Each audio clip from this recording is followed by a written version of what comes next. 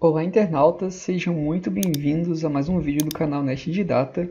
E no vídeo de hoje nós vamos falar um pouquinho sobre como é que ocorre a transmissão dos sinais nervosos nos troncos nervosos. Na aula passada a gente viu a geração do potencial de ação e como ele se propaga. E nessa aula nós vamos especificar um pouquinho nesses troncos nervosos porque eles têm algumas especificidades, digamos assim. Aí também vamos comentar um pouquinho nessa aula sobre o processo de geração do potencial de ação, no quesito de que o que de fato inicia esse potencial de ação, o que de fato faz com que aquela parte da membrana seja despolarizada para prosseguir com aquela, digamos assim, despolarização contínua, né, dos outros, da membrana que está ao lado daquela que foi inicialmente despolarizada. Beleza? Então vamos lá. Primeira coisa que a gente tem que tentar entender é pensar na questão das fibras nervosas, que elas se dividem em dois tipos, basicamente, entre as fibras mielinizadas e as amielinizadas. As fibras mielinizadas, elas normalmente são mais calibrosas, elas são mais grossas. Nessa imagem aqui a gente pode observar o corte de um nervo, né? E nela aqui, se você for observar com muito cuidado, você vai observar que nós temos algumas fibras um pouco mais espessas, um pouco mais calibrosas, enquanto nós temos muitas outras fibras aqui, ó, bem mais fininhas. E a maioria dos troncos, na verdade, vão conter cerca de 2 vezes mais fibras amielinizadas do que fibras mielinizadas. Mas você pode me perguntar agora, tá, João? Você está falando de divisão de mielina, de não ter mielina, né? Então, o que seria a mielina? Então, pessoal, basicamente a mielina ela seria um isolante elétrico para aquele nervo, que vai ser fundamental para a propagação mais rápida daquele potencial de ação, que é exatamente isso que nós vamos ver nessa aula. Bom, vamos lá entender por partes. Primeiramente, a camada de mielina ela vai ser formada por células de Schwann. Essas células de Schwann elas vão girar e vão formar múltiplas camadas de membrana celular de Schwann, contendo a substância chamada esfingomielina, que é um excelente isolante elétrico, formando, consequentemente, a camada de mielina. Como a gente pode observar nessa imagem, nós temos aqui o núcleo da célula de Schwann, nós teríamos aqui o axônio, né, teríamos a fibra, e essa célula de Schwann, ela se envolve várias vezes aqui, ela começa a se enrolar mesmo ao redor do axônio, e dentro desse axônio nós temos, como vimos anteriormente, a esfingomielina, e vai formar essa camada, esse isolante elétrico. E aqui também é bem interessante, porque isso aqui não é contínuo. De espaços e espaços, que eu não vou precisar entrar em questão, nós temos a interrupção, ou melhor dizendo, nós teríamos a união, né, de dois pontos de células de Schwann. Então tem uma hora que para uma célula de Schwann e vai iniciar outra. Nesse ponto nós não temos a cobertura, digamos assim, do axônio pela camada de mielina. E esse ponto é o chamado nodo de Ranvier. E é através desse nodo de Ranvier, é através dessa pausa, digamos assim, da mielinização da fibra, é que nós vamos ter a aceleração do potencial de ação, a aceleração do sinal, a aceleração da propagação do sinal. Beleza? Exatamente isso que eu estava falando.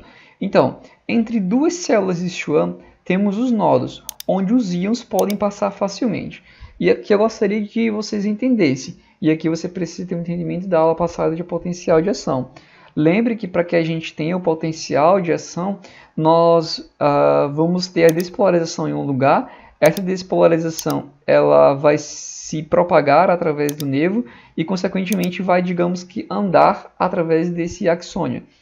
Neste caso, o que vai acontecer, pessoal? Quando acontece esse potencial de ação, a gente vai ter a entrada de sódio, né? E talvez cálcio, dependendo do que a gente estiver falando, os canais lentos de cálcio, e nós vamos ter a saída de potássio. O que vai acontecer? Nestes locais que estão sendo isolados eletricamente pelas células de Schwann, isso não vai ocorrer satisfatoriamente. Então, o que vai acontecer? O potencial de ação, digamos assim, ele vai ocorrer exatamente onde o nervo não está sendo coberto pelos nódulos de Ranvier, pelas células de Schwann, desculpem. Ou seja, vai ocorrer exatamente no nódulo de Ranvier. E como é que isso vai ocorrer? Ele vai ocorrer através do que a gente chama de condução saltatória. Basicamente vai ser assim, digamos que aqui a gente tem um potencial de ação, esse potencial ele não vai simplesmente seguir aqui como ele seguiria aquele caminho todo longo, não. O que ele vai fazer? Ele vai pular, é exatamente isso. A gente vai ter esse potencial de ação no nodo, aquela corrente elétrica, digamos assim, que estava sendo enviada, ela vai pelo líquido extracelular e vai para o outro nodo. É isso exatamente por isso que ele é chamado de condução saltatória. Ele não vai percorrendo todo o caminho do nervo. Isso é bom ou é ruim? Bom, é muito bom na verdade. Primeiro porque isso aumenta a velocidade de transmissão nervosa de 5 a 50 vezes. Então, em vez de estar percorrendo, ter aqueles vários potenciais de ação, ele simplesmente vê aqui rapidinho um potencial de ação, líquido extracelular, outro potencial de ação, outro potencial de ação, outro potencial de ação. E assim ele prossegue muito mais rápido. Outra coisa é que com isso o axônio ele vai conservar energia, pois ele vai perder bem menos íons. Lembra que quando a gente tem aquele potencial de ação, repito mais uma vez, a gente vai ter a entrada de sódio, não é isso? E vai ter a saída de potássio. Quando isso ocorre, a tendência é que o sódio se acumularia aqui dentro e o potássio se acumularia aqui fora. Por que isso não ocorre, como nós vimos na aula passada? Porque nós temos a bomba de sódio-potássio.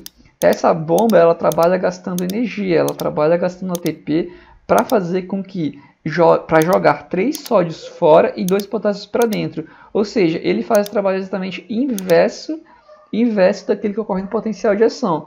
Na verdade, né, como nós vimos, é a bomba de sódio e potássio que faz com que não se acabe, digamos assim, esses íons. Então, o que vai acontecer? Como nós também já vimos, quanto maior o acúmulo de sódio dentro aqui do axônio, mais a bomba iria trabalhar e, consequentemente, mais ela iria gastar energia. Como aqui a gente não vai ter esse potencial de ação ocorrido por toda a fibra, apenas em lugares específicos, lembrando, é o nódo de Javier, nesses locais é que nós vamos ter esse gasto de energia. Ou seja, ele economiza todo esse trajeto que seria gasto em energia para apenas gastar energia nesse pontinho. Então, são essas grandes duas vantagens. Vai tanto ser muito mais rápido, vai acelerar a velocidade, como também vai conservar energia para o axônio. Tranquilo? Então, esta é a condução saltatória. E agora você pode estar se perguntando, até da outra aula você pode ter se perguntado, eu quando estava estudando isso na universidade, estava me perguntando, mas o que de fato gera esse potencial de ação? A gente está falando de uma coisa que é muito abstrata, a gente já fala, vai ter um potencial de ação, tá, mas o que é que de fato inicia aquele potencial de ação? O que é que de fato faz com que aquela membrana lá do começo comece a ser mais permeável ao sódio? O que faz lá no começo aquele potencial aquela voltagem da membrana ficar um pouquinho mais positiva para ativar mais canais de sódio e o sódio entrar? Basicamente são 3 tipos de coisas que podem ativar aqueles canais de sódio. Podem ser por estímulo mecânico, por estímulo químico ou pela própria eletricidade. Como assim, pessoal? Por exemplo, no estímulo mecânico, como por exemplo tocar a sua pele, bom, quando você toca a sua pele, você vai ter receptores que vão vibrar, que vão deformar, e essa deformação desses receptores é que vai ativar, é o que vai deixar a membrana mais permeável ao sódio e consequentemente vai deixar o sódio entrar, aumentar a voltagem, fazer com que mais canais de sódio se abram e consequentemente tenhamos o potencial de ação.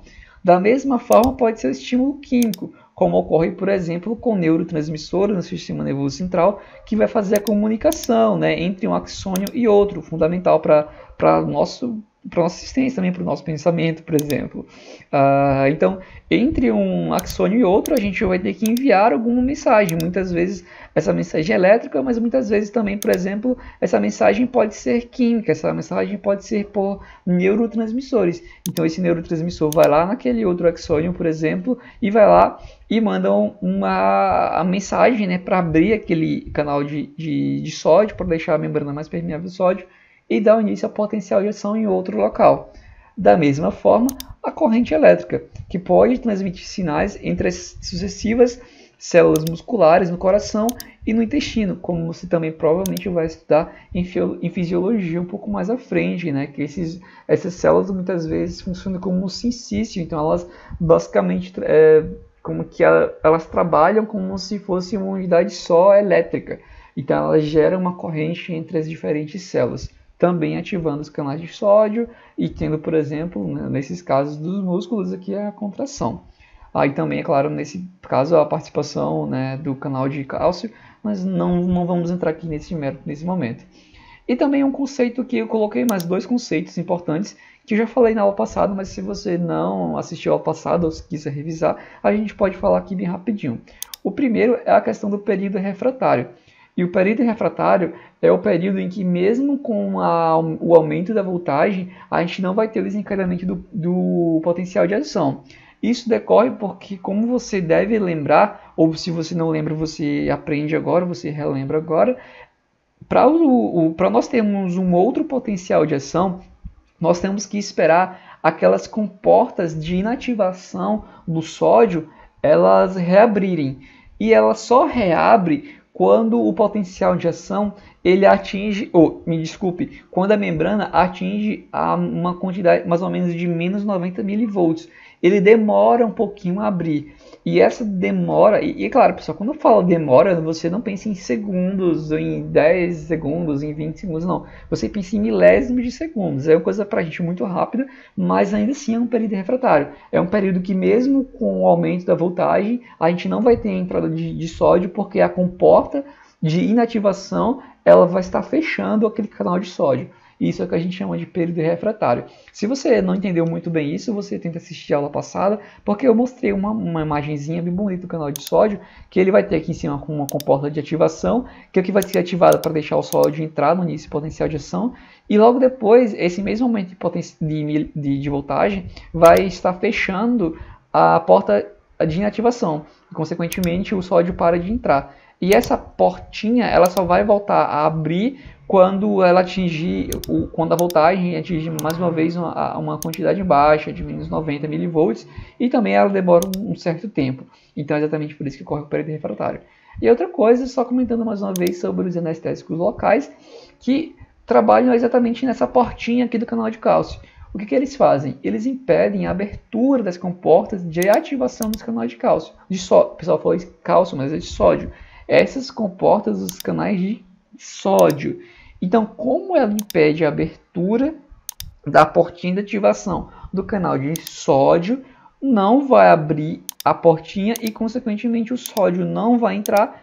E se não tem sódio dentro, não tem despolarização. E, num caso, por exemplo, de um axônio sensitivo para dor, por exemplo, você não vai sentir dor.